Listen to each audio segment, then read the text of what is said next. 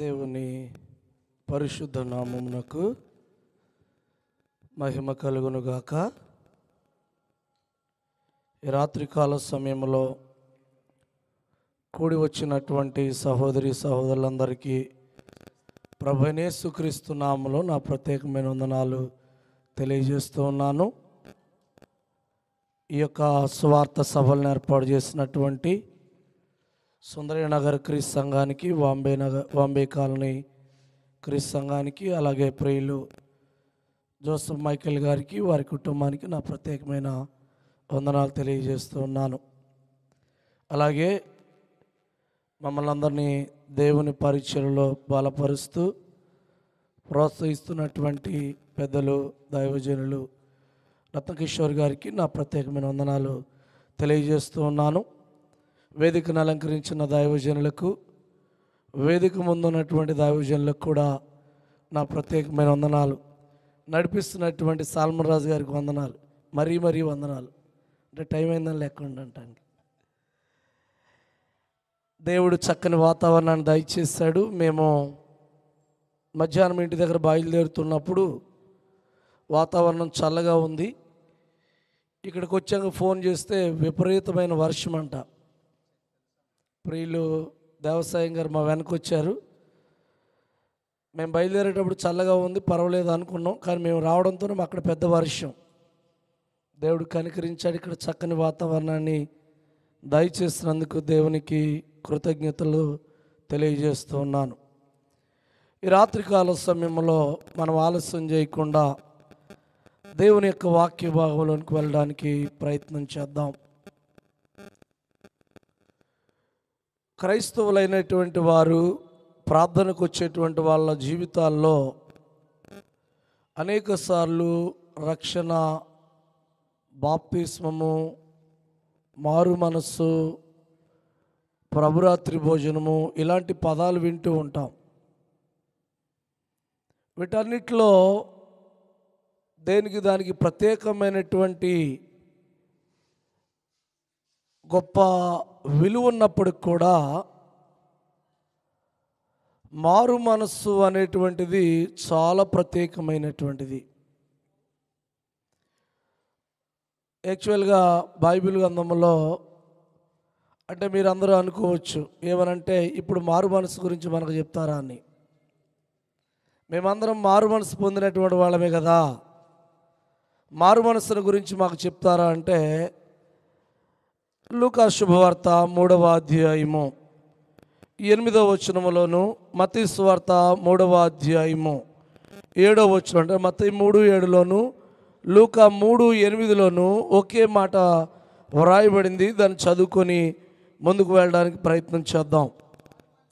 మారు మనస్సుకు తగిన ఫలములు ఫలించుడి.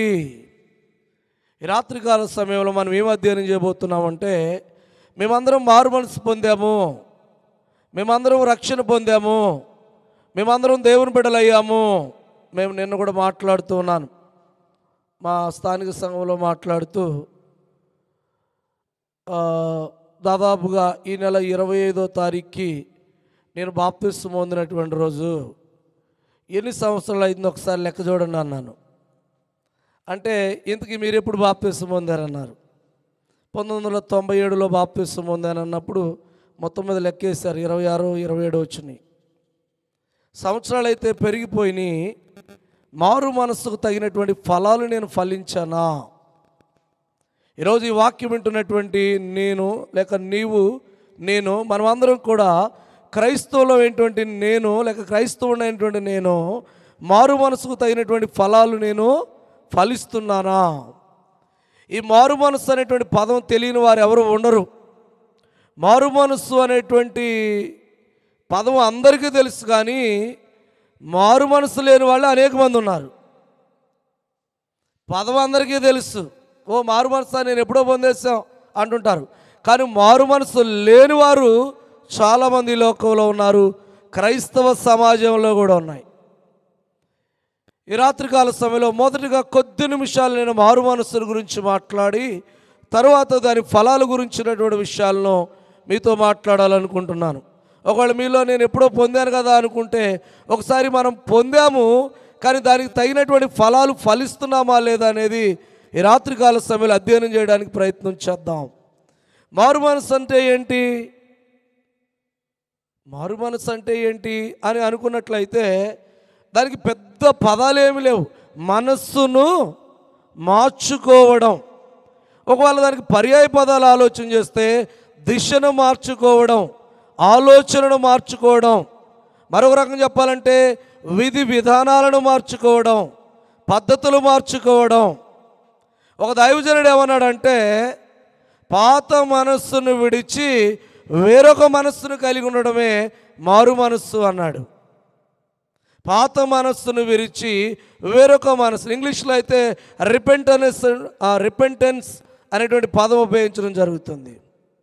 అంటే ఆ మారు మనస్సును గురించి కొంచెం వివరంగా మాట్లాడితే, ఒకవైపు ప్రయాణం చేస్తున్నటువంటి వారు ఇక ఈ వైపు నా ప్రయాణం వద్దు అని మనస్సు మార్చుకొని వేరొక వైపు ప్రయాణం చేయడం. అంటే ప్రయాణం గురించి ఎందుకు చెప్పారంటారేమో, నా ఉద్దేశం ఏంటంటే మారు మనస్సు పొందడాన్ని గురించి మాట్లాడుతున్నాను. ఒకవైపు వెళ్ళాలి అనుకునేటువంటి వారు ఈ వైపు కాదు అని మరొక వైపు వెళ్ళడమే మారు మనస్సును కలిగి ఉండడం. బైబిల్ అందులో ది బెస్ట్ ఎగ్జాంపుల్ ఏంటంటే, యోనా అనేటువంటి ఒక భక్తుడు ఉన్నాడు. యోనా అనేటువంటి భక్తుడిని దేవుడు ఎక్కడికి వెళ్ళమన్నాడు? మీ ఇంటికి వెళ్ళమన్నాడా? నినివే పట్టణం వెళ్ళమన్నాడు. నినివే పట్టణం వెళ్ళమంటే యోనా దేవుని మాటను వినకుండా మనస్సు మార్చుకొని ఎక్కడికి వెళ్ళడానికి ప్రయత్నం చేశాడు? తర్షీషు వెళ్ళడానికి ప్రయత్నం చేశాడు. అంటే ఒకవైపు ప్రయాణం చేస్తున్నటువంటి వారు మనస్సును మార్చుకొని మరొక వైపు ప్రయాణం చేయడమే మారు మనస్సు. లేక ఒక పని చేస్తున్నటువంటి వారు దానిని ఆపి వేరొక వైపు మరొక వైపు వెళ్ళడమే, మరొక పని చేయడమే మారు మనస్సు. లేకపోతే ఒక విధానంలో నడుస్తున్నటువంటి వారు మరొక విధానంలోనికి రావడమే మారు మనస్సు అనేటువంటి అర్థాన్ని ఇస్తూ ఉంది. ఒక రకంగా చెప్పాలంటే పాత మనస్సును విడిచి క్రొత్త మనస్సును కలిగి ఉండడం. ఈరోజు పాత మనస్సును విడిచి క్రొత్త మనస్సును కలిగి ఉండడం. నేను ఒక ఎగ్జాంపుల్ మీకు తెలియజేస్తాను. ఒక పెద్ద ప్రసంగికుడట ఇంగ్లాండ్ నుండి బయలుదేరి వేరే దేశానికి సువార్తకు వెళ్తూ ఉన్నాడట. పెద్ద క్రూసైడ్లో పెద్ద సభలో వాక్యం చెప్పడానికి వెళ్తున్నాడు. ఆయన ఫ్లైట్ దిగాడు, ఆ దేశం వచ్చాడు. ఎవరో ఒకళ్ళు పంపిస్తారు కదా రిసీవ్ చేసుకోవడానికి. ఒక ఆయన వెళ్ళి రిసీవ్ చేసుకొని వెళ్తున్నాడు. ఆ వ్యక్తి పేరు జాన్ వెస్లీ అట. రిసీవ్ చేసుకొని వస్తూ ఉన్నప్పుడు, hello brother, how are you, ఎలా జరిగింది ప్రయాణం అన్నాడు. కారులో ఎక్కించుకొని వెళుతున్నప్పుడు ఆ వ్యక్తి కొంచెము ఈ వ్యక్తి కంటే పెద్ద వ్యక్తి అనమాట. ఆయన జాన్ వెస్లీ, నేను ఒక ప్రశ్న అడగాలనుకుంటున్నాను, అడగమంటారా అన్నాడంట. అంటే నేనెంత పెద్ద ప్రసంగికుడిని, ఈ ప్రశ్న నాకు పెద్ద లెక్కేమీ కాదు, అడుక్కొని ఇష్టం అన్నాడంట. అయితే ఆయన అడిగాడంట, నువ్వు మారు మనసు పొందావా అని. అప్పుడు ఆ ప్రసంగిడికి అర్థం, నేను పెద్ద సభలో ప్రసంగం చేయడానికి వెళ్తున్నాను, నువ్వేంటి మాట్లాడేది అన్నాడంట. నువ్వు ఎక్కడ ప్రసంగం చేయడానికి వెళ్తున్నావు అని కాదు, నువ్వు మారు మనసు పొందావా అన్నాడంట. నేను ఎన్ని దేశాలు తిరుగుతాను నీకు తెలుసా అన్నాడు. నువ్వు ఎన్ని దేశాలు తిరుగుతావు అనేది కాదు, నువ్వు మారు మనసు పొందావా అన్నాడంట. నేను ఎంతమందికి బాప్తిస్మం ఇచ్చానో తెలుస్తానంట. నువ్వు ఎంతమందికి బాప్తిస్మం ఇచ్చావు అనేది కాదు, నువ్వు మారు మనసు పొందావా అన్నాడంట. ఆ ప్రశ్నలు విన్న తర్వాత ఆ ప్రసంగికుడు, జాన్ వెస్లీ అనే ప్రసంగికుడు, ఇంగ్లాండ్ నుంచి వచ్చిన ఆయన వెళ్ళి రూమ్లోకి వెళ్ళి దాని గురించి ఆలోచన చేసి ఆ మీటింగులు క్యాన్సిల్ చేసుకొని ఇంటికి తిరిగి వెళ్ళాడట. ఎందుకని? ఆయనకు డౌట్ వచ్చింది, అసలు నేను మారు మనసు పొందానా పొందలేదని. ఈరోజు ఎన్నో సంవత్సరాల నుంచి ప్రార్థనకు వెళ్తున్నటువంటి వాళ్ళు ఉన్నారు, ఎన్నో ప్రసంగాలు చేస్తున్నటువంటి వారు ఉన్నారు, ఎన్నో పాటలు పాడుతున్నటువంటి వారు ఉన్నారు. నువ్వు మారు మనసు పొందావా? సింపుల్గా చెప్పేస్తాం, నేను మారు మనసు పొందానండి. మరి పొందితే ఆ ఫలాలేవి? పొందితే ఆ కాయలేవి? పొందితే ఆ ప్రయోజనం ఏది? పొందితే ఆ ఫలితం ఏది? ఈరోజు మారు మనసు పొందామని చెప్పుకుంటూనే ఒక్క కాయ కూడా, ఒక్క ఫలము కూడా ఫలించినటువంటి వాళ్ళు చాలామంది ఉన్నారనమాట. కనుక మారు మనసు అనేటువంటిది అంత విలువైనటువంటిది. బైబిల్ గ్రంథంలో, తెలుగు బైబిల్లో సుమారుగా 44 సార్లు ఈ మారు మనసు అనేటువంటి పదం ఉంది. దానిలో పాత నిబంధన గ్రంథంలో 2 సార్లు ఆ మారు మనసు అనేటువంటి పదం ఉపయోగించడం జరిగింది. అయితే మొదటిసారి ఆ 2 సార్లు, ఒకటేమో ఇశ్రాయేలీయుల గురించి, రెండవదేమో సమస్త ప్రజల గురించి తెలియజేస్తాడు.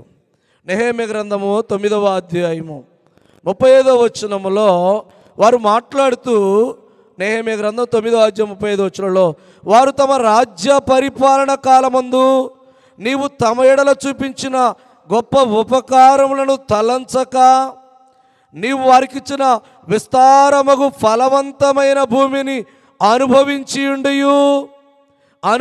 ఉండియు నిన్ను సేవింపకపోయిరి, తమ చెడు నడతలు విడిచి. ఒక వ్యక్తి మారు మనసు పొందాలి అంటే ఏం విడిచిపెట్టాలి? చెడు నడతలు విడిచిపెట్టకుండా ఏ వ్యక్తి మారు మనసు పొందే అవకాశం లేదు. అది whatever it is. TV చూడటమా, సెల్ ఫోన్ చూడటమా, ఫోన్లో మాట్లాడటమా, జబర్దస్త్ చూడటమా, జోకులు వేసుకోవడమా, ఇష్టానుసారంగా తిరగటమా, ఏదైనా కానీ, ప్రియ దేవుని పిల్లరా, చెడు నడతలు విడిచిపెట్టకుండా ఎవరైనా మారు మనసు పొందామనుకుంటే అది బూడిదలో పోసినటువంటి పన్నీరే. రెండవ సందర్భము కీర్తనల గ్రంథం 55వ అధ్యాయము 19వ వచనంలో, పురాతన కాలం మొదలుకొని ఆసీనుడగు దేవుడు మారు మనస్సు లేని వారై తనకు భయపడని వారికి ఉత్తరమిచ్చును. ప్రజలట మారు మనస్సు లేని వారే, అంటే మారు మనస్సు లేనటువంటి వారు దేవునికి భయపడరు. They will not fear to God because of they do not repentance. They do not repent. వాళ్ళు మారు మనసు పొందలేదు. ఈ 2 సందర్భాల్లో పాత నిబంధనలో కనబడుతూ ఉన్నాయి. ఇక క్రొత్త నిబంధనలో దాదాపుగా 44 సార్లు ఈ మారు మనసు గురించి మాట్లాడడం చూస్తూ ఉన్నాం. ఈ బైబిల్ కొత్త నిబంధనలో బాప్తిస్మం ఇచ్చే యోహాను మత్తయి సువార్త 3వ అధ్యాయము 1వ వచనములో మొట్టమొదటిగా కొత్త నిబంధనలో మారు మనస్సును గురించి తెలియజేసిన వ్యక్తి, బోధించిన వ్యక్తి ఎవరంటే బాప్తిస్మం ఇచ్చే యోహాను. పరలోక రాజ్యము సమీపించి ఉన్నది, మారు మనస్సు పొందుడని యోదయ అరణ్యములో ప్రకటించుచు వచ్చున్నాం. కనుక ప్రియులారా, మారు మనస్సు అనేటువంటిది చాలా ప్రాముఖ్యమైనటువంటి విషయము. ఈరోజు ప్రార్థనకు వస్తూనే మారు మనసు అంటే, నేను వాక్యాన్ని విన్నానండి, విశ్వసించానండి, మారు మనసు పొందానండి, యేసుక్రీస్తు దేవుని కుమారుడని ఒప్పుకున్నానండి, బాప్తిస్మం పొందానండి, మళ్ళీ మారు మనసు పొందమంటానంటే అంటాడు. అంటే మారు మనస్సుకు తగినటువంటి ఫలములు ఫలించకపోతే నువ్వు పొందిందే నిజమైన మారు మనస్సు కాదు. నువ్వు అంగీకరించినా అంగీకరించకపోయినా. ఈరోజు బైబిల్ పట్టుకొని ప్రార్థనకు వెళుతున్నాం, చక్కని పాటలు పాడుతున్నాం, చక్కని వాక్యాన్ని వింటున్నాం, చక్కగా పైకి భక్తి గలి వారే వాళ్ళు ఉంటున్నాం. కానీ మారు మనస్సుకు తగినటువంటి క్రియలు మనలో లేకపోతే నీ వల్ల ఉపయోగం ఏముంది? దేవుడు నీ నుంచి ఎదురు చూసేదేంటి? దేవుడు మన నుంచి ఎక్స్పెక్ట్ చేసేదేంటి? మారు మనస్సుకు తగినటువంటి ఫలములు ఫలించాలని దేవుడు కోరుతున్నాడు. ఈరోజు ఈ సమయంలో మనం ఏం గమనిస్తున్నామంటే, ఒకవేళ మారు మనస్సుకు తగినటువంటి ఫలాలు మనం ఫలించాలి అంటే ఏం చేయాలి అంటే, మన హృదయాన్ని సిద్ధం చేసుకోవాలి. మారు మనస్సుకు తగిన ఫలాలు ఫలించాలంటే ఏం చేయాలి? ముందుగా ఇక్కడ ఉన్నటువంటి వాళ్ళ ప్రశ్న కష్టం అనుకోవద్దు. ఎంతమంది మీలో మారు మనస్సుకు తగిన ఫలాలు ఫలించాలనుకున్నారు? చేతులు ఎత్తండి. అయ్యారు చేతులు నొప్పి మేము ఎత్తలేమంటారా? మీ అందరికి వందనాలు, ఎత్తన వాళ్ళకి కూడా వందనాలు లేండి. మారు మనస్సుకు తగిన ఫలాలు ఫలించాలనే ఆశ ఉంది మనకి. ఆశ లేనటువంటి వాళ్ళు ఎవరు లేరు. కానీ మారు మనస్సుకు తగిన ఫలాలు ఫలించాలంటే హృదయాన్ని సిద్ధం చేసుకోవాలి. హృదయాన్ని సిద్ధం చేసుకున్నప్పుడే, ప్రిపేర్ చేసినప్పుడే మారు మనస్సుకు తగిన ఫలాలను ఫలించగలుగుతావు. యాకోబు రాస్తున్నటువంటి పత్రిక 1వ అధ్యాయము 21వ వచనాన్ని ప్రియులరా మనం గమనించినప్పుడు యాకోబు భక్తుడు ఇలాగ మాట్లాడుతూ ఉన్నాడు. అందుచేత అందుచేత సమస్త కల్మషమును విర్రవీగుచున్న దుష్టత్వమును ఏం మానాలి? ఈరోజు నీ హృదయాన్ని సిద్ధం చేసుకోవాలి అంటే, మారు మనసుకు తగినటువంటి ఫలాలు ఫలించాలంటే ఏం చేయాలంట? సమస్త ఏంటది? కల్మషం అంటే అప్పుడప్పుడు అంటారు కల్లా కపటం లేని వ్యక్తి, కల్మషం లేని వ్యక్తి అంటారు. అంటే ఏమైనా సరే కొంతమంది వ్యక్తులు ఉన్నారు, వాళ్ళు ఎలా మాట్లాడాలనుకుంటే అలా మాట్లాడతారు. లోపలేమీ ఉండదు, లోపల ఒకటి బయట ఒకటేమీ ఉండదు.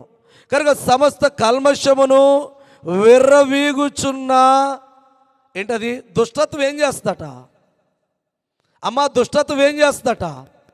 విర్రవీగుతుందంట. ఈరోజు మారు మనసు తగిన ఫలాలు ఫలించాలి అంటే హృదయాన్ని శుభ్రం చేసుకోవాలి.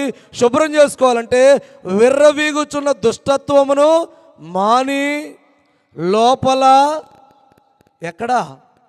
వాక్యం చెప్తుంటే వినవాయ్యా, మంచినీళ్ళు తాగుతూ ఉన్నాం, సెల్ ఫోన్ మాట్లాడుతున్నాం, బయటికి వెళ్తూ ఉన్నాం, ఇంకా లోపల నాటబడేది ఏంటి? బూడిద. ఇంకేమి నాటబడుద్ది? యేసుప్రభువు వారు 4 నేలల గురించినటువంటి ఉపమానం తెలియజేశాడు.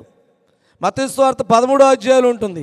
ఆ మంచి నేలలు పడినటువంటి త్రోవ ప్రక్కన పడినటువంటివి, త్రోవలో పడినటువంటివి, త్రోవ ప్రక్కన పడినటువంటివి, ముళ్ళ పొదల్లో పడినటువంటివి, మంచి నేలలో పడినటువంటివి. ఏవి విత్తబడతాయంటే మంచి నేల, ఏవి ఫలిస్తాయంటే మంచి నేలలో పడినటువంటివే. కనుక ఏం మానాలంటే విర్రవీగుచున్న దుష్టత్వమును మాని లోపల నాటబడి మీ ఆత్మలు రక్షించేదేంటి? డబ్బు కాదు. ఆత్మలు రక్షించేదేంటి? బంధం కాదు. ఆత్మలు రక్షించేది ఏంటంటే దేవుని యొక్క వాక్యమే. నీ ఆత్మను రక్షించేది, నీ ఆత్మను మార్చేది, మారు మనసుకు తగినటువంటి ఫలాలు ఇచ్చేది దేవుని యొక్క వాక్యమే. కనుక లోపల నాటబడి ఆత్మను రక్షించడానికి శక్తిగల వాక్యమును సాత్వికముతో అంగీకరించుడి. హెబ్రీయులకు రాసిన పత్రిక 4వ అధ్యాయం 12వ వచనంలో అంటాడు, ఎందుకనగా దేవుని యొక్క వాక్యము సజీవమై బలము గలదై ఎటువంటి 2 అంచుల ఖడ్గం కంటేను వాడిగలిగిందై ప్రాణాత్మను కీళ్లను విభజించినంత మట్టుకు దూరుచు అనేటువంటి మాట మాట్లాడుతున్నాడు. అంటే దేవుని యొక్క వాక్యం ఏం చేయాలంటే మన హృదయాన్ని ఫస్ట్ ఏం చేయాలి? శుభ్రం చేయాలి. మన హృదయాన్ని క్లీన్ చేయాలి. చెత్త, చెదారం, పాపం, దోషం అన్నిటినీ తీసివేస్తే అప్పుడు మాత్రమే ఒక వ్యక్తి మారు మనసుకు తగినటువంటి ఫలాలు ఫలించే అవకాశం ఉంది. వాక్యం ఏం చేయాలంటే నీ జీవితాన్ని మార్చాలి. వాక్యం నీ బ్రతుకును మార్చాలి. బోధించే బోధకుడు కాదు మార్చేది. చాలామంది బోధకుని బట్టి కూడా వాక్యం వింటారు. చిన్నోడు చెప్తుంటే ఆయన ఏం చెప్తాడులే అనుకుంటారు. కాస్త సూటు బూటు వేసుకొని వచ్చిన వాళ్ళు చెప్తే బ్రహ్మాండం చెప్తాడండి అంటుంటారు. అది కాదు, ఏం బోధిస్తున్నారు అనేటువంటిది చాలా ప్రాముఖ్యమైనటువంటి విషయం. కనుక మనం ఏం చేయాలంటే వాక్యము అనేటువంటిది నీ హృదయంలో కార్యము జరిగించాలి. నీ హృదయములో సిద్ధపరచాలి వాక్యము. అపోస్తలుల గారి 2వ అధ్యాయంలో 36 నుంచి 38 వచనాల్లో పేతురు భక్తులు వాళ్ళందరికీ వాక్యం చెప్తున్నప్పుడు వారు ఈ మాట విని హృదయములో ఆనందపడి కదా. ఈరోజు భక్తులందరూ కూడా ఆనందపడేటువంటి బోధలు చేస్తే సంతోషిస్తున్నారు, కానీ బాధపడే బోధలు చేస్తే ఒక్కళ్ళు కూడా ఇష్టపడలేదు. హృదయములో నొచ్చుకొని కనుక వాక్యము మన హృదయాన్ని ఏం చేయాలంటే శుభ్రం చేయాలి, సిద్ధం చేయాలి. కనుక ప్రియులరా, ఇప్పుడు మారు మనసు తగిన ఫలాలు ఫలించాలి అంటే ముందు మనం ఏం చేయాలి? హృదయాన్ని ప్రిపేర్ చేసుకోవాలి. హృదయం ప్రిపేర్ చేసుకొని సిద్ధపరచుకున్నప్పుడు మాత్రమే, కొంతమంది ఇక్కడ ఉంటారు పుస్తకాల్లో రాస్తుంటారు, బుర్రకు మాత్రం ఏమీ ఎక్కదో, లోపలికి వెళ్ళదో, ఇవి తెలిసిన విషయాలే కదా అనుకుంటారు. అవును, తెలిసిన విషయాల్లో కూడా లోతైనటువంటిది ఏదో ఒక మర్మం ఉంటుంది. ఇప్పుడు నేను తెలియజేస్తున్న విషయం ఏంటంటే, మారు మనస్సుకు తగినటువంటి ఫలాలు మనము ఖచ్చితంగా ఫలించవలసినటువంటి అవసరత ఉంది. ఈరోజు మారు మనసుకు తగినటువంటి ఫలాలు మనుషులు ఫలించడానికి ఇష్టపడటం లేదు. మారినటువంటి వ్యక్తి ఎలా ఉంటాడు? ఒకవేళ మీరు గమనించండి, ఒక వ్యక్తి లావుగా ఉన్న వ్యక్తి సన్నబడిపోయాడు అనుకోండి, మీరు అందరూ ఏమంటారు? దున్నపోతులకు బలిచేవారు అంటారా? ఏమంటాం? ఎంత చిక్కిపోయావయ్యా. ఏం కనపడింది మీకు? అమ్మ ఏం కనపడింది? శరీరములో మార్పు కనపడింది. ప్రశ్న, మీరు మారు మనస్సు పొందారు కదా, మనస్సులో ఏమైనా మార్పు వచ్చిందా? ఒక వ్యక్తి లావుగా ఉన్న వ్యక్తి సన్నగా అయిపోతే, అయ్యో ఏంటి బాబు ఇంత పాడైపోయావు, చిక్కిపోయావేంటని డైరెక్ట్గా మాట్లాడతాం. మారు మనస్సు పొందినటువంటి వ్యక్తి మనస్సు పాడైపోతే, ఉపయోగం లేకపోతే, ఫలాలు లేకపోతే ఏ బోధకుడు మాట్లాడట్లేదు, ఏ వ్యక్తి మాట్లాడట్లేదు. ఒకవేళ ఎవరైనా పక్కన వాళ్ళు మాట్లాడితే, నా జోలి నీకెందుకు, నీది నువ్వు చూసుకో అనే వాళ్ళు ఉన్నారు. ఈ రాత్రికాల సమయంలో మారు మనసు పొందినటువంటి వ్యక్తి లేక మారిన వ్యక్తి ఎలా ఉంటాడు?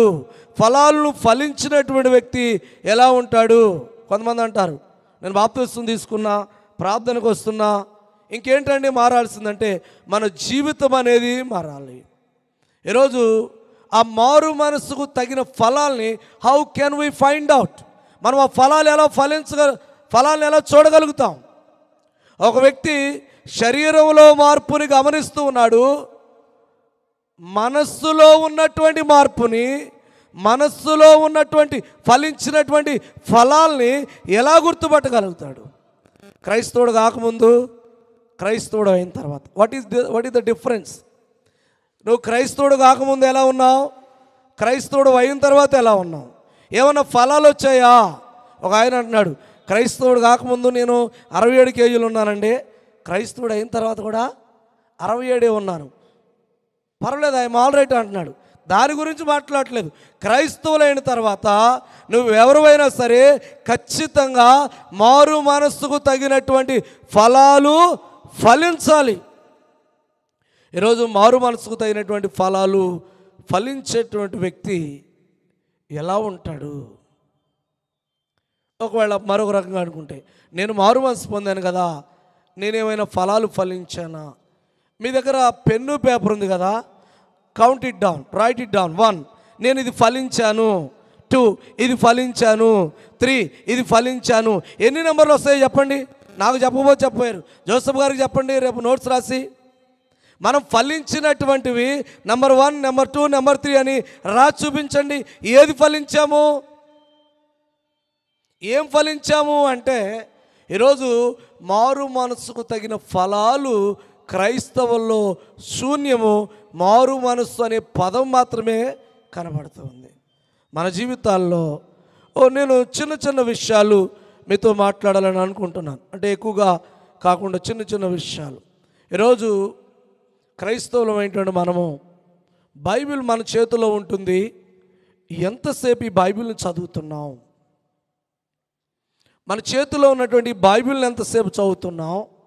మన జేబులో ఉన్నటువంటి ఈ సెల్ ఫోన్ ఎంతసేపు ఉపయోగిస్తున్నాం? మారు మనసుకు తగినటువంటి ఫలాన్ని ఫలించడం అంటే, క్రైస్తవుడు కాకముందు బైబిల్ ఎంతసేపు చదివావు, క్రైస్తవుడు అయిన తర్వాత బైబిల్ ఎంతసేపు చదువుతున్నావు?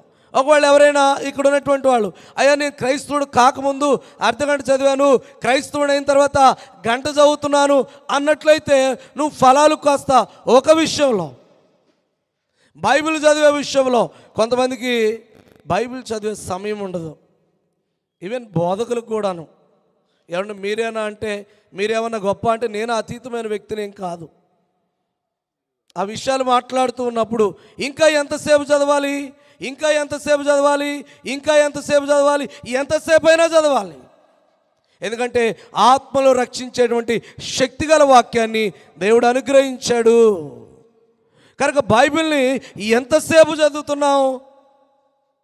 అంటే ఒకవేళ ఇక్కడ ఉన్నటువంటి వాళ్ళు మీ ఫలాలు రాసుకున్నా కదా, నేను క్రైస్తవుడు కాకముందు ఎంతసేపు చదివాను, క్రైస్తవుడు అయిన తర్వాత ఎంతసేపు. నాకు తెలిసినట్టు ఒక మిత్రుడు ఉన్నాడు, ఆయన రెగ్యులర్గా బైబిల్ చదువుతాడు. అంటే ఎంతసేపు చదువుతాడో తెలియదు కానీ టిఫిన్ చేయాలంటే భోజనం బైబిల్ చదవకుండా టిఫిన్ చేయడు. ఎంతసేపు చదువుతాడో తెలియదు కానీ మొత్తం మీద ఒక్క నిమిషం సుధీర్ అంటాడు, వెళ్ళి బైబిల్ తెస్తాడు, చక్కగా చదివి ఎన్ని వచనాలు చదువుతాడో ఎన్ని అధ్యాయాలు చదువుతాడో తెలియదు కానీ వచ్చేస్తే రెడీ, ఐఎమ్ రెడీ అంటాడు. మధ్యాహ్నం లంచ్ కూడాను బైబిల్ చదవకుండా లంచ్ చేయడు. మంచి అలవాటే, ఎంతసేపు చదువుతున్నాడో తెలియదు. ఈరోజు నువ్వు ఫలాలు ఫలించావా లేదంటే నువ్వు ఫలించినటువంటి ఫలంలో బైబిల్ ఎంతసేపు చదువుతున్నావు? How much time you are reading your Bible? నిన్ను పరలోకానికి నడిపించగలిగినటువంటి బైబిల్ గ్రంథాన్ని, నీలో మార్పును తీసుకురాగలిగినటువంటి బైబిల్ గ్రంథాన్ని, నీ పాపమును తీసివేయగలిగినటువంటి బైబిల్ గ్రంథాన్ని ఎంతసేపు చదువుతున్నాను? కీర్తనల గ్రంథం 1వ అధ్యాయము 1-2 వచనాలు మనందరికీ తెలిసినటువంటి కంఠస్థవాక్యం.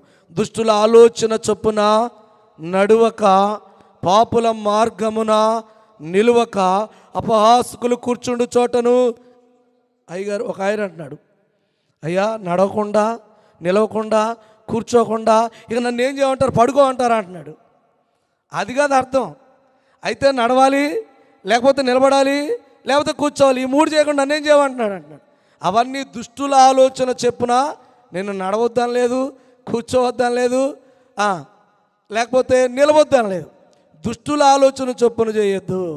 2వ వచనంలో యెహోవా ధర్మశాస్త్రమునందు ఆనందించుచు ఉదయం ఒక 5 నిమిషాలు, రాత్రికి ఒక 5 నిమిషాలు ధ్యానించువాడు ధన్యుడు. అంతే కదా? మరి మనం చేసేది అదేగా కాదా? కాదని ఎంతమంది గుండె మీద చెప్పగలుగుతారు? పోనీ ఉదయం ఒక అర్ధగంట, సాయంత్రం ఒక అర్ధగంట, అంతే కదా? కాదని ఎంతమంది చెప్పగలుగుతారు? దేవుని యొక్క గ్రంథమును ఈరోజు నువ్వు ఫలాలు ఫలించినట్లయితే ఎలాగంట, దివారాత్రము దానిని ధ్యానించువాడు ధన్యుడు. ఎవరు ధన్యులు అంటే దివారాత్రము బైబిల్ని చదివేవారు ధన్యులు. వారే బైబిల్ని చదవకుండా నువ్వు ఫలాలు ఫలించే అవకాశమే లేదు. ఒక చెట్టుకి నీరు పోయకుండా, ఒక చెట్టుకి ఎరువేయకుండా, ఒక చెట్టుకి ప్రొటెక్షన్ చేయకుండా ఆ చెట్టు ఫలించే అవకాశమే లేదు, ఆ చెట్టు కాయలు కాసే అవకాశం లేదు. ఒక క్రైస్తవుడు బైబిల్ చదవకుండా అభివృద్ధి చెందే అవకాశమే లేదు, ఫలాలు ఫలించే అవకాశమే. నేను ఆల్రెడీ ఇప్పుడు 15 సార్లు చదివాను అయ్యారు. ఎన్నిసార్లు? ఇంకా చదువు, నీ కంఠంలో ప్రాణం ఉన్నంత వరకు చదువు, దాన్ని చదవడం మానేయకు. ఈరోజు మనం సెల్ ఫోన్తో ఎంతసేపు గడుపుతున్నాం, బైబిల్తో ఎంతసేపు గడుపుతున్నాం అంటే, ఓ వాట్సాప్ ఓపెన్ చేస్తే, ఓ ఫేస్బుక్ ఓపెన్ చేస్తే, ఓ ఇన్స్టాగ్రామ్ ఓపెన్ చేస్తే, ఓ టెలిగ్రామ్ ఓపెన్ చేస్తే, ఇంకా చాలా గ్రాములు ఉన్నాయి నాకు తెలియని, అవన్నీ యూట్యూబ్ ఓపెన్ చేస్తే ఇక అంతే సంగతి, దాంట్లో లీనమైపోతాం. ఈరోజు నువ్వు ఫలాలు ఫలించాలంటే బైబిల్ గ్రంథాన్ని చదవాలి. ఎలా చదవాలంటే దివారాత్రము బైబిల్ గ్రంథాన్ని ధ్యానం. నువ్వు ఎవరివైనా సరే, నువ్వు క్రొత్తగా బాప్తిస్మం పొందినా, నువ్వు సేవకుడివైనా, నువ్వు విశ్వాసమైనా, నువ్వు మారు మనసు పొందామంటే తగిన ఫలం ఏంటంటే రీడ్ యువర్ బైబిల్. నీ బైబిల్ గ్రంథాన్ని చదవాలి. అలాగ చదివినట్లయితే ఇక్కడ ఏమంటున్నాడంటే, అతడు నీటి కాలువల యొర నాటబడిందై ఆకు ఆడక తన కాలమందు ఫలమిచ్చు చెట్టు వలె. ఎవరైతే దివారాత్రము బైబిల్ చదువుతున్నారో, వారి హృదయాన్ని శుభ్రం చేసుకుంటున్నారో, వారట ఆకు వాడక తన కాలమందు ఫలమిచ్చు చెట్టు వలె నుందురు. అతడు చేయునదంతయు, పై వచనాలు చేయం, ఈ 3వ వచనమే, నేను ఏం అభివృద్ధి చెందుతున్నానండి, ప్రార్థనకు వస్తున్నా, అలాగే ఉన్నానంటుంటాను. కానీ పై వచనాలు దివారాత్రము దేవుని యొక్క వాక్యాన్ని ధ్యానించాల్సినటువంటి అవసరం ఉందనేటువంటి విషయాన్ని తెలియజేస్తూ ఉన్నాను. అంటే ప్రాథమికమైన విషయాలు. ఈరోజు నేను ఫలించానా అంటే, అవును నువ్వు ఫలించావా అనడానికి ప్రధానమైనటువంటిది ఏంటంటే నువ్వు ఎంతసేపు బైబిల్తో గడుపుతున్నావో, ఎంతసేపు బైబిల్ని చదువుతున్నావో, ఎంతసేపు దేవుడు నీతో మాట్లాడుతున్నాడు బైబిల్ ద్వారా, అప్పుడు నువ్వు ఫలించడానికి ఒక గుర్తది. నీ బైబిల్ గ్రంథాన్ని చాలామంది ప్రార్థనకు వచ్చేటప్పుడు బైబిల్ తీసుకురావడం కూడా కష్టం. ఏం చేస్తున్నారు? సెల్ ఫోన్లో ఓపెన్ చేసి బైబిల్ చదువుతున్నారు. ఏదో అనుకోని రీతిలో బైబిల్ చదువుతామంటే సెల్ ఫోన్ పర్లేదు, ఓపెన్ యువర్ బైబిల్.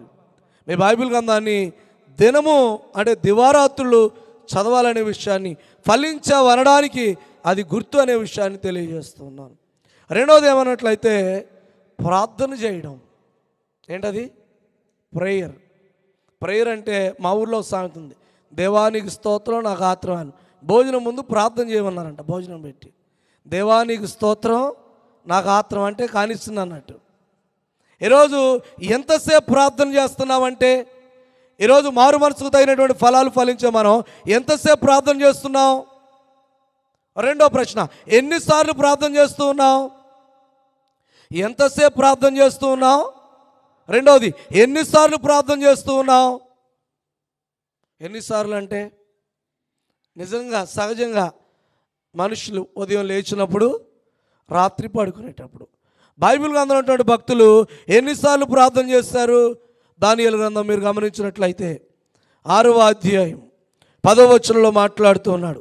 దానియేలు గ్రంథం 6వ అధ్యాయం 10వ వచనంలో యథాప్రకారముగా అనుదినము ముమ్మారు మోకాళ్ళుని. రాజు దగ్గర 3 ప్రధానులుంటే వారిలో కూడా అతి ముఖ్యమైన వాడు దానియేలు. అంత ముఖ్యమైనటువంటి స్థలములో ఉండి లేక పొజిషన్లో ఉండి రోజుకి ఎన్నిసార్లు ప్రార్థన చేశాడు? ముమ్మారు ప్రార్థన చేశాడు. ఈరోజు మారు మనసుకు తగని ఫలాలు ఫలించాలంటే నువ్వు క్రైస్తవుడు కాకముందు ఎంతసేపు ప్రార్థన చేశావు? క్రైస్తవుడు అయిన తర్వాత ఎంతసేపు ప్రార్థన చేస్తున్నావు? క్రైస్తవుడు కాకముందు ఎన్నిసార్లు ప్రార్థన చేశావు? క్రైస్తవుడు అయిన తర్వాత ఎన్నిసార్లు ప్రార్థన చేస్తూ ఉన్నావు? భక్తుడైనటువంటి దానియేలు అయితే రోజుకి ఎన్నిసార్లు ప్రార్థన చేస్తున్నాడంట. మనమైతే ఒక ఆయన అంటున్నాడు, ఆయన 3 అండి, నేను 5 అన్నాడు. ఏంటయ్యా 5 అంటే మార్నింగ్ టిఫిను, మధ్యలో స్నాక్స్ ఉంటే అది, లంచ్, ఈవినింగ్ స్నాక్స్, డిన్నరు 5 సార్లు అయినా ప్రార్థన చేయకుండా ఏది తినండి అంటున్నాడు. ఈరోజు క్రైస్తవుల్లో కూడా అటువంటి ఏదో తింటున్నాం కనుక ప్రార్థన చేయాలనుకున్నాం. ప్రార్థన కొరకే సమయాన్ని కేటాయించాలి. భక్తుడైనటువంటి దానియేలు ఎంత బిజీగా ఉన్నప్పుడు కూడా ప్రార్థన కొరకే సమయాన్ని కేటాయించాడు.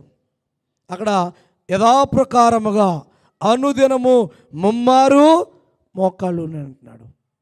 దావీదుని గురించి కూడా మాట్లాడుతూ 119వ కీర్తన 164వ వచనంలో అంటాడు, దినమునకు 7 మార్లు నేను నిన్ను స్తుతించుచున్నాను.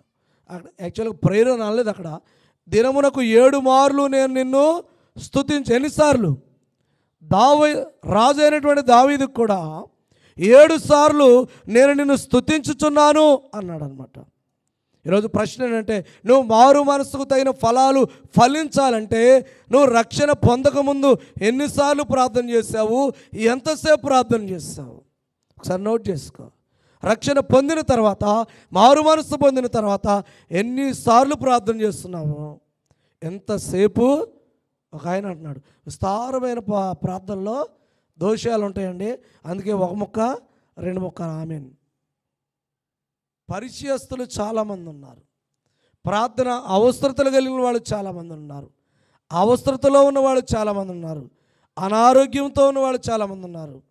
సంఘములో ఉన్నటువంటి బిడ్డలు ఒక్కొక్కరి కొరకు ఒక్కొక్కరిని పేరు పేరున మీ సంఘములో ఉన్నటువంటి సభ్యులను, మీ కుటుంబంలో ఉన్నటువంటి సభ్యుల్ని ప్రార్థన చేస్తే అర్ధగంటకు తక్కువ ఎవరు ప్రార్థన చేయరు. మీ చర్చ్ మెంబర్స్ని, మీ కుటుంబ సభ్యులు కనుక ప్రాయంలో పెడితే ఈరోజు మారు మనసుకు తగినటువంటి ఫలాలు నీ ప్రార్థనలో కనబడాలి. ఆ తర్వాత ఇతరులకు సహాయం. ఇంక దాంట్లో ఒక మాట ఉంది, క్షమించండి, ప్రభు అయినటువంటి యేసుక్రీస్తు కూడా ప్రార్థన చేశాడు.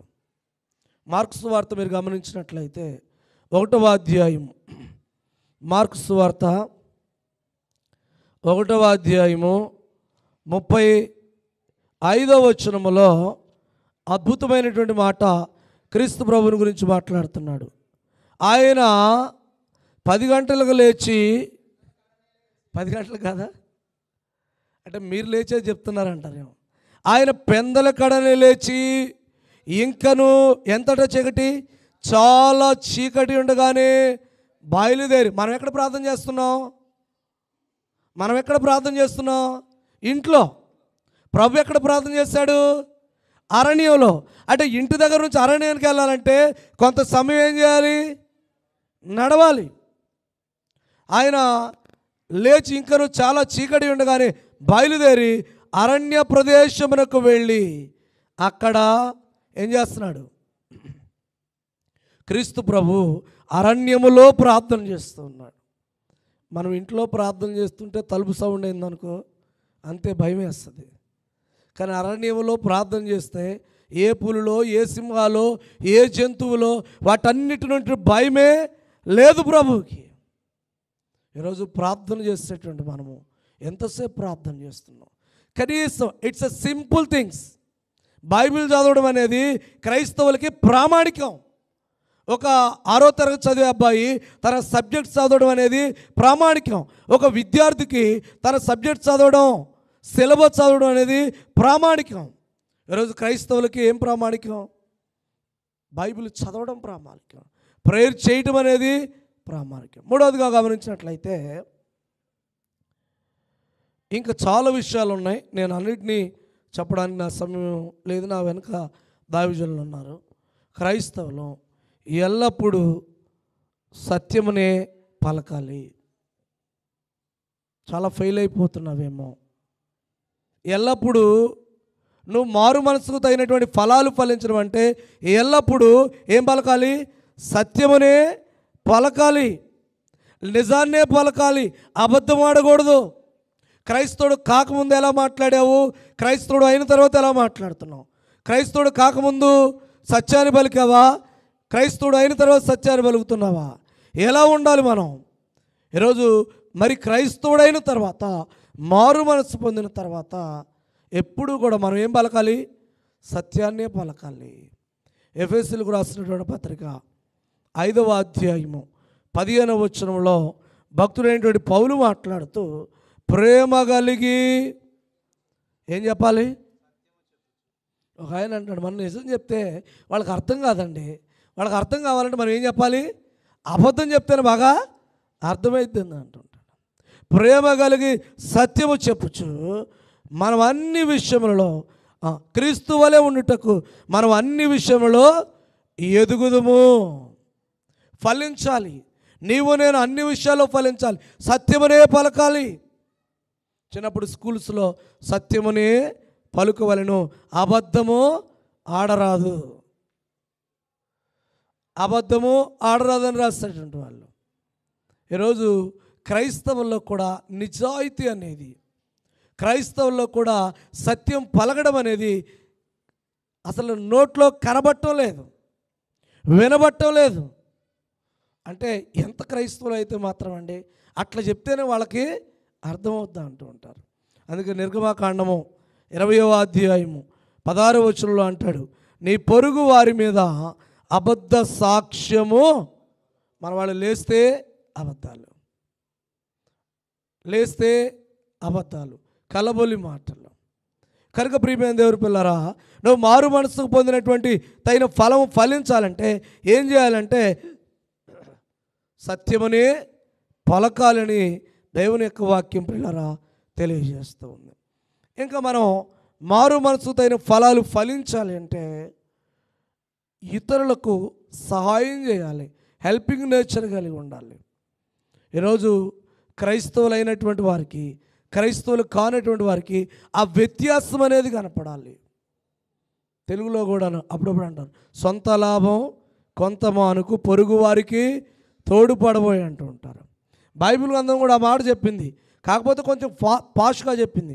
ఎలాగూ ఫిలిప్పీలకు రాసినటువంటి పత్రిక 2వ అధ్యాయము, ఫిలిప్పీలకు రాసిన పత్రిక 2వ అధ్యాయము 4వ వచనములో ఇలాగ మాట్లాడుతున్నాడు. మీలో ఎవరట?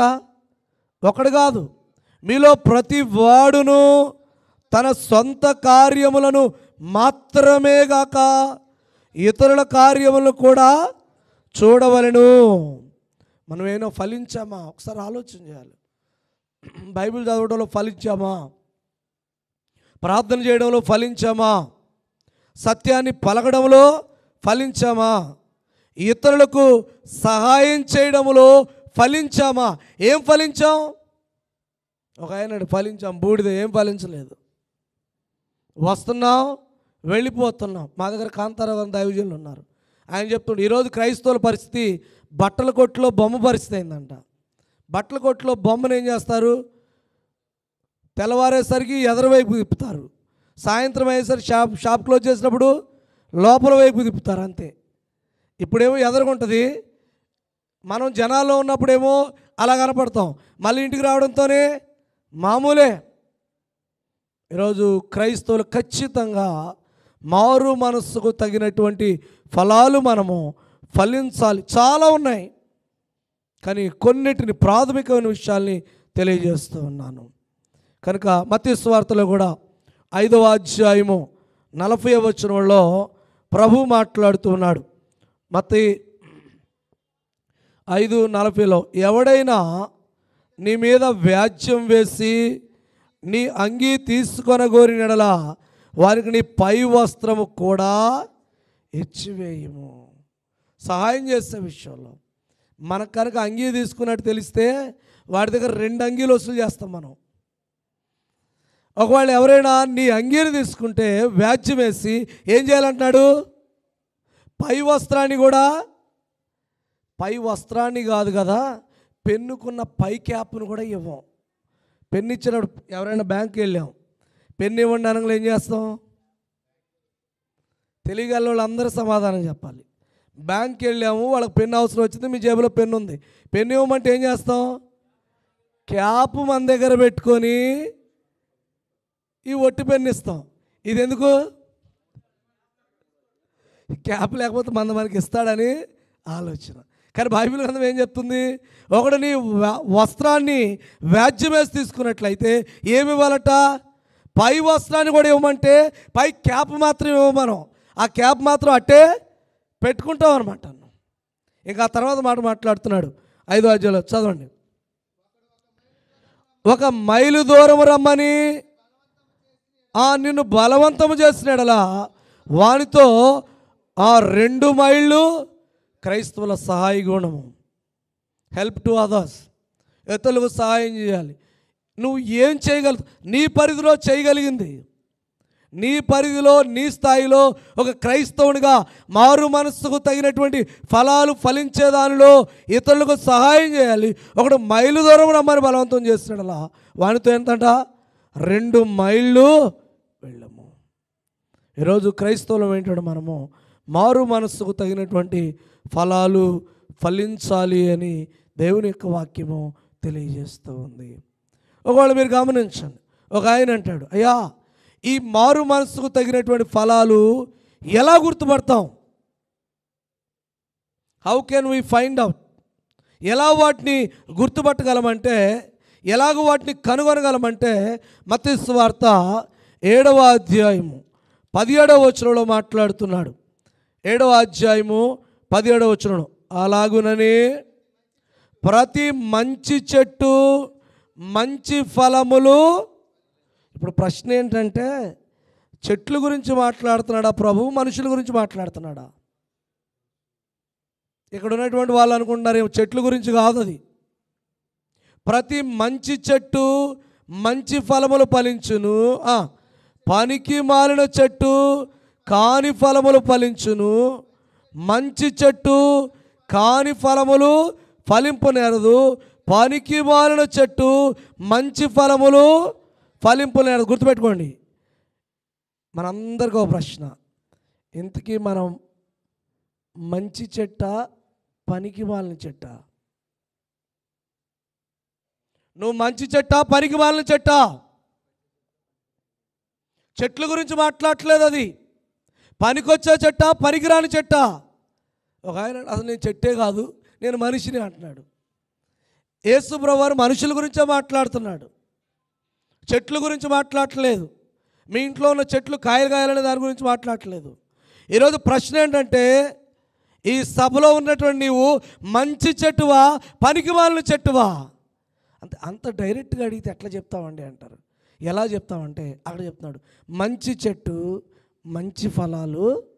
నువ్వు మంచి ఫలాలు లేవనుకోండి, ప్రార్థనా జీవితం లేదనుకోండి, బైబిల్ చదవడం లేదనుకోండి, ఇతరులకు సహాయం చేయట్లేదు అనుకోండి, సత్యాన్ని పలకట్లేదు అనుకోండి, నిజాన్ని మాట్లాడట్లేదు అనుకోండి, ఇతరులను ప్రేమించట్లేదు అనుకోండి, దేవుని యొక్క వాక్యాన్ని ప్రకటించట్లేదు అనుకోండి, దేవుడు చెప్పినటువంటి వాటిని చేయడం లేదనుకోండి, నువ్వే చెట్టు? పనికి మాలిన చెట్టు. ఓకే, నేను పనికి మాలిన చెట్టే. అయితే ఏంటంట అంటే అక్కడే ఉంది, ఏమని? మంచి ఫలములు ఫలింపని ప్రతి చెట్టు నరకబడి. ఇక నువ్వు ఫలాలు ఫలించకపోతే నీకు అగ్నే గతి, నరకమే గతి. నువ్వు ఒప్పుకున్నా ఒప్పుకోకపోయినా క్రైస్తవుడిగా మారు మనసుకు తగినటువంటి ఫలాలు నువ్వు ఫలించకపోతే, ఒక ఫలమా, 2 ఫలాలా, 3 ఫలాలా, 10 ఫలాలా? తెలుగులో ఒక సాంగ్, ఎంత చెట్టుకు అంత గాలి అంటారు. నువ్వు ఏ చెట్టుగా ఉన్నావో, ఫలాలు ఫలించినటువంటి చెట్టుగా ఉన్నట్లయితే నీ వల్ల ఉపయోగమే లేదు అనేది దేవుని యొక్క వాక్యం ప్రియులరా తెలియజేస్తుంది. కనుక మనం ఎలా ఉండాలంటే ఫలాలు ఫలించేటువంటి చెట్టుగా మనం ఉండాలి అని దేవుని యొక్క వాక్యం ప్రియులరా తెలియజేస్తుంది. మరొక విషయాన్ని మనం జ్ఞాపకం చేసుకున్నట్లయితే, నేను ముగించడానికి ప్రయత్నం చేస్తున్నాను. సాల్మన్ రాజు గారు సైలెంట్గా సిగ్నల్ ఇచ్చారు. మంచి ఫలాలు ఫలించడం ద్వారా కలిగే ప్రయోజనాలు ఏంటి అన్నట్లయితే, మంచి ఫలాలు ఫలించడం వల్ల కలిగే ప్రయోజనాలు ఏంటంటే, 1 దేవునికి మహిమ కలుగుతుంది, 2 ఆత్మలు రక్షిస్తావు, 3 మన సహవాసం దేవునితోనూ ప్రభుతోనూ కూడా ఉంటుంది. ఆ తర్వాత విషయం, ఒకవేళ మంచి ఫలాలు ఫలించకపోతే ఏమవుతుంది? నేను మారు మనసు పొందా, ఫలాలు ఫలించను, ఏమవుతుందయ్యా అని అన్నావు అనుకోండి, లూకా శుభవార్త 3వ అధ్యాయము 9వ వచనంలో, దయచేసి బైబిల్లో ఉన్నటువంటి వారందరూ తెరిచి చూడండి. ఒకవేళ మంచి చెట్టువా, ఈ రాత్రికాల సమయంలో పనికి మాలిన చెట్టువా? ఒకవేళ మంచి చెట్టు కాకపోతే ప్రభు ఏమని చెప్తున్నాడో, నీతో ఏమని మాట్లాడుతున్నాడో ఒకసారి ఆలోచన చేయి. 3వ అధ్యాయం 9వ వచనంలో, ఇప్పుడే గొడ్డలి చెట్ల వేరున ఉంచబడి ఉన్నది గనుక మంచి ఫలములు ఫలింపని ప్రతి చెట్టును నరకబడి, అది మంచి ఫలములు ఫలింపని ప్రతి చెట్టును నరకబడి అగ్నిలో, నా చెట్టు నా ఇష్టం, కాస్తే కాస్తా లేకపోతే లేదనుకుంటే మన పరిస్థితి ఏంటి? నరకమే. ఈరోజు మారు మనస్సు పొందాము అనుకుంటున్నాం, కానీ మారు మనస్సుకు తగిన ఫలాలు క్రైస్తవుల్లో కనబడటం లేదు. ఈరోజు నేను, నా భార్య, నా బిడ్డలు, నా కుటుంబము, నా అంతస్తు, నా ఆస్తి, నా హోదా, నా పలుకుబడి అని నా గురించే నేను ఆలోచన చేస్తున్నాను, కానీ మారు మనస్సుకు తగిన ఫలాలు ఫలించడానికి క్రైస్తవుడు ముందుకు రావట్లేదు. ప్రియ దేవుని పిల్లలారా, ఇదే విషయం లూకా సువార్త 13వ అధ్యాయం 6 నుంచి 9 వచనాలు సహోదరులు చదివి వినిపించారు. అయ్యా, ఒక తోట యజమానుడు ఆ పనివాడితో మాట్లాడుతున్నాడు, ఈ చెట్టును చూస్తున్నాను, దీనికి కాయలేమి లేవు, నరికేయంట. అయ్యా, ఒకసారి నాకు ఈ సంవత్సరం కూడా సమయం ఇవ్వు, ఒకసారి దాని చుట్టూ పాదు తవ్వి ఎరువేసి నీళ్ళు పెడతాను, ఫలిస్తే సరే, లేకపోతే దాన్ని నరికేద్దామని తెలియజేశాడు. కనుక ప్రియమైన దేవుని పిల్లారా, రాత్రికాల సమయంలో మారు మనసు పొందినటువంటి మనము మారు మనసుకు తగిన ఫలాలు ఫలిస్తున్నామా లేదా? కొన్ని విషయాలు చెప్పాను, ఒకవేళ మీరు ఆలోచన చేయండి, మీరు నోట్ డౌన్, మీ నోట్స్లో రాసుకోండి. ఎన్ని ఫలాలు ఫలించాము, ఫలించకపోతే ఒక్కొక్క ఫలం ఫలించడానికి ప్రయత్నం చేద్దాము. అక్కడ కూడా సౌండ్ తగ్గిపోయింది, నేను కూడా తగ్గించాను. ప్రేమతో ఓపికతో ఉన్నటువంటి మీ అందరికీ ప్రభు రక్షకుడైనటువంటి యేసుక్రీస్తు నామంలో నా ప్రత్యేకమైన వందనాలు తెలియజేస్తున్నాను. ఈ మాటల ద్వారా నేను కూడా ప్రభు కొరకు మంచి ఫలాలు ఫలించేవాని ఉన్నట్లు మీ ప్రార్థనలో జ్ఞాపకం చేసుకోనండి. మనమందరం మంచి ఫలాలు ఫలించి సంఘంలో బలమైనటువంటి వ్యక్తులుగా ముందుకు కొనసాగాలని మనవి చేస్తూ ప్రేమతో వాక్యాన్ని విన్న మీ అందరికీ ప్రభువు నామములో వందనాలు.